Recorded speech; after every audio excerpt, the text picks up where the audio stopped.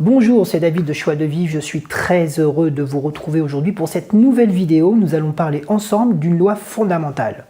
Une loi qui intervient dans n'importe quel processus de changement que l'on souhaite mettre en place. Je veux parler de la loi de l'Hormèse, un terme un peu barbare, mais qui toutefois constitue une clé majeure dans le changement et dans la prise de conscience de notre mode de fonctionnement. C'est un sujet qui est un préalable indispensable dans toutes les thématiques que je vais aborder et partager avec vous ici. Changer, c'est prendre conscience que l'on souhaite mieux pour nous-mêmes. Mais comment changer? À quelle vitesse et dans quelle intensité? Et pour combien de temps? La loi de l'Hormèse est un principe du vivant. Il est très peu connu ou mal compris, mais il va nous intéresser à toutes les échelles de notre vie, que ce soit au niveau de la nutrition, de notre gestion des émotions, mais également pour nos performances physiques, nos capacités intellectuelles et enfin notre système immunitaire et notre capacité à nous adapter à notre environnement. Dans la mesure où je compte aborder l'ensemble de ces sujets sur cette chaîne, je souhaite ici que la loi de l'Hormèse soit acquise et comprise de nous tous. Ce principe concerne le vivant dans son ensemble, quel qu'il soit, animal ou végétal. Mais avant de parler de l'Hormèse, je souhaiterais que l'on détermine ensemble ce qu'est un stress. Quand on parle de stress, on pense surtout au monde du travail par exemple, à son responsable, au délai toujours trop court. Le stress évoque pour un étudiant la période des examens, pour une ménagère toutes les tâches qu'elle doit réaliser en même temps. Bref, pour beaucoup d'entre nous, le stress c'est notre quotidien. Il faut savoir qu'une douche froide est un stress. La maladie c'est un stress. L'exposition à des substances toxiques c'est un stress. La colère est un stress. La joie également c'est un stress. Si on devait résumer l'ensemble de ces situations, on pourrait dire que le stress c'est tout ce qui nous fait sortir de notre zone de confort. Il y a des bons stress et des mauvais stress. Mais comment faire la différence? Quel est le but du stress et quels sont ses travers? Et c'est là qu'intervient notre fameuse loi de l'Hormèse.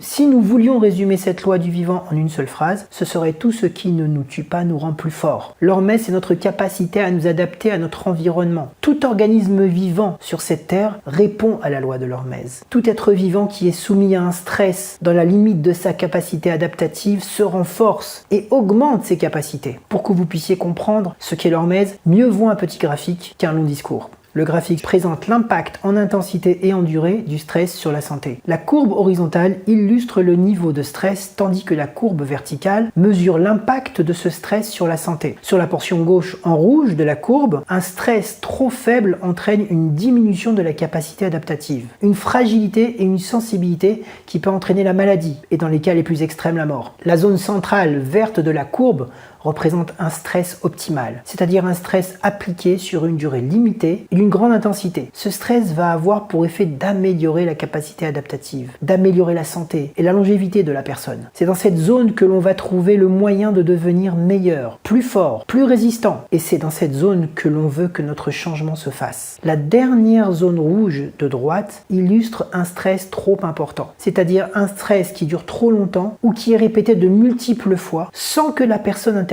une phase de repos ou de récupération suffisante. Dans une telle situation, la conséquence c'est l'épuisement, la maladie et peut-être même la mort. Pour bien comprendre comment agit la loi de l'Hormèse, nous allons prendre quelques exemples. Vous ne le savez peut-être pas, mais l'homéopathie s'appuie sur la loi de l'Hormèse. Rappelons que l'homéopathie consiste à ingérer des poisons à très faible quantité. Le corps développe une résistance à ces poisons, rendant le système immunitaire plus fort et la guérison plus rapide. Nous exploitons la zone verte de la courbe pour introduire un stress contrôlé et permettre au corps d'apprendre à s'adapter à la maladie et d'y faire face. Le sport de haut niveau consiste également à exploiter la loi de l'Hormèse. Le sportif va chercher ses limites et va constamment se dépasser pour accroître ses capacités physiques. Le repos est bien connu pour ancrer les efforts avant de continuer à avancer. Mais attention à l'épuisement. C'est aussi un risque que les sportifs connaissent bien. Des muscles qui claquent ou qui tétanisent. C'est le signe que nous sommes allés trop loin. On peut également parler du monde professionnel d'aujourd'hui qui nous demande toujours plus de travail, toujours plus de résultats. La pression constante et la prise d'excitants pour tenir le coup peut finir par déboucher sur un état d'épuisement qui se manifeste par la maladie, la dépression, le burn-out ou même dans certaines situations extrêmes, le suicide. Là encore, nous sommes passés dans le rouge. Un autre exemple de stress sur la santé cette fois-ci est celui d'une personne qui déclare un diabète de type 2 après avoir passé des années à manger sucré, salé, gras sans se contrôler. Cette personne verra un jour son pancréas dire stop, je n'en peux plus. Il aura atteint sa limite et ne sera plus capable de produire suffisamment d'insuline pour stabiliser le taux de sucre dans le sang. Cette personne également sera dans le rouge et aura atteint sa limite. Et enfin, pour en finir avec les exemples, je voudrais parler de nombreuses personnes, les plus jeunes et plus âgées, qui tombent régulièrement malades. Coup de froid, mal à la gorge, nez qui coule, gastro, des petites maladies courantes. Souvent, on retrouve ces personnes dans les salles d'attente des généralistes pour se faire prescrire des médicaments, des antibiotiques. Ces médicaments font le travail de réparation